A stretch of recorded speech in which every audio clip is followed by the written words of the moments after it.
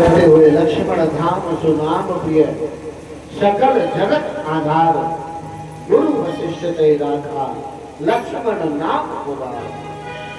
लक्ष्मण धाम सुनाम प्रिय सकल जगत आधार गुरु वशिष्ठ ते राखा लक्ष्मण नाम उदार सियापत राम जय जय राम मेरे प्रभु राम जय जय राम।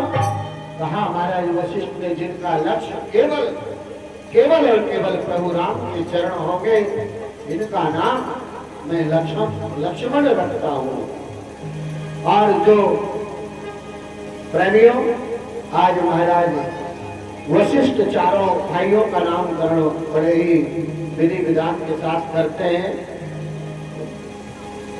प्रेमियों धीरे धीरे चारों भाई महाराज दशरथ के आंगन में बड़े हो रहे हैं।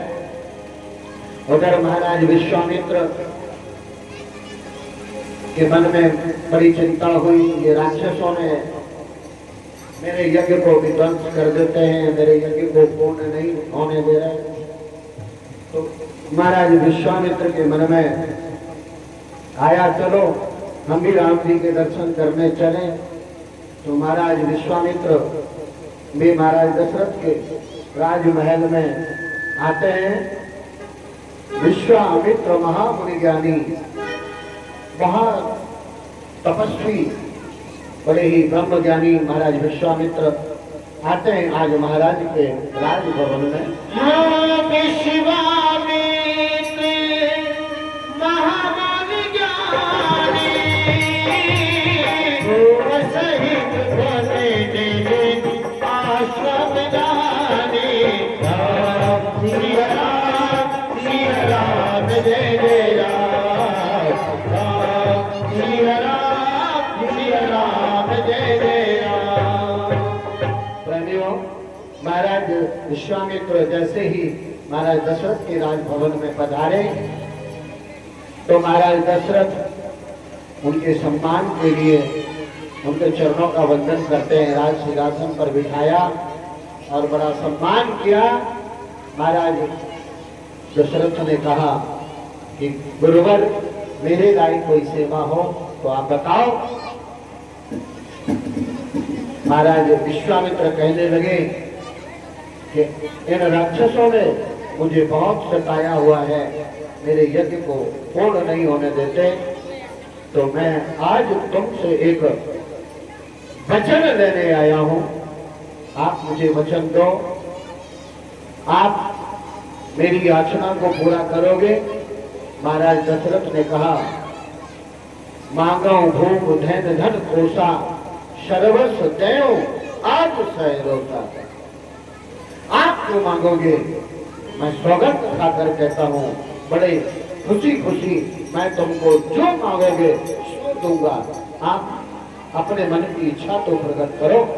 तो महाराज विश्वामित्र ने कहा कि अनुज समेत देव रघुनाथा और निश्चर वध में और सना था। हाँ अनुज समेत देव रघुनाथा निश्चर वध में और सना था। सिया राम जय जय राम सिया राम जय जय राम। महाराज दशरथ ने जैसे ही सुना कि अनुज समेत देव रघुनाथा निश्चर वध में हो बसना था तो महाराज दशरथ एकदम से मूर्छित हो गए। कहने लगा महाराज दशरथ ने कहा कि सब सुत मोए प्राण की नाई लेकिन राम देख नहीं बनाई गुसाई। महाराज ने बिल्कुल स्पष्ट मना कर दिया। महाराज विश्वामित्र को क्रोध आया, बोले हमने तो जब मांगा, जब तुमने वचन दिया, तुम क्या ऐसे ही रघुवंशी हो, ऐसे ही सूर्यवंशी हो। आज महाराज विश्वामित्र क्रोध में आ गए। आंखें लाल हो गई, हाथ में जल लेकर अवमंत्रित करके और छोड़ने वाले थे कि चल गुरु के मंत्र इस अयोध्यापुरी को जला करके खाक कर दे। तुरंत महाराज वशिष्ठ आते हैं। महाराज वशिष्ठ ने महाराज दशरथ को समझाया, देखो यही तुम्हारे पुत्रों का विवाह कराएंगे, आप चिंता मत करो, ये कोई साधारण नहीं है, इन्हीं की कृपा से तो आपको पुत्र प्राप्ति हुई है। आप इनके लिए राम लक्ष्मण के लिए यज्ञ की रक्षा के लिए भेज दीजिए। जब महाराज दशरथ ने सुना कि ये मेरे पुत्रों का विवाह कराएंगे, तो अपने बेटे की विवाह की चिंता किसको नहीं होती, हर किसी को होती है ना। मूल से प्यारा ब्याज लगता है। तो जब सुना ये विवाह कराएंगे, तो विश्वामित्र के लिए फिर महाराज दशरथ ने दोनों राजकुमारों को बुलाया। महाराज विश्वामित्र ने मैं वचन दिया, मैं 2 लेकर जा रहा हूं, 2 के आपको 8 करके आएंगे, 2 के 8। चारों भाइयों का कराया ना विवाह, चारों भाइयों के लिए 4 बोला तो 8 वापस आए। राम जी अयोध्या से गए 2 और वापस जब आए तो 4 बहू और चारों भाई 8 लोग आए। तो महाराज दशरथ को बड़ी खुशी हुई कि चारों पुत्रों का विवाह करा देंगे ये। तो उनके साथों ने कहा, राम लखन से बोले जाओ, जाकर के अपनी माताओं से आज्ञा लेकर आओ। प्रभु श्री राम तीनों माताओं से आज्ञा लेकर आते हैं और राम और लखन को विश्वामित्र के साथ यज्ञ की रक्षा के लिए महाराज दशरथ भेज देते हैं। जिस रास्ते से महाराज दशरथ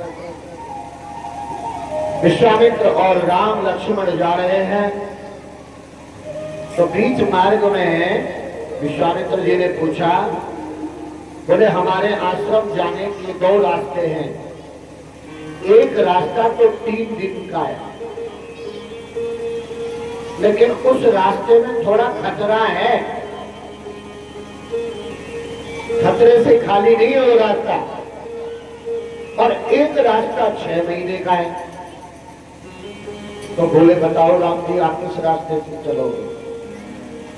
राम जी ने कहा, गुरुजी आपको डरने की क्या बात है, जब हम आपके साथ हैं तो आपको डरने की क्या बात है। बोले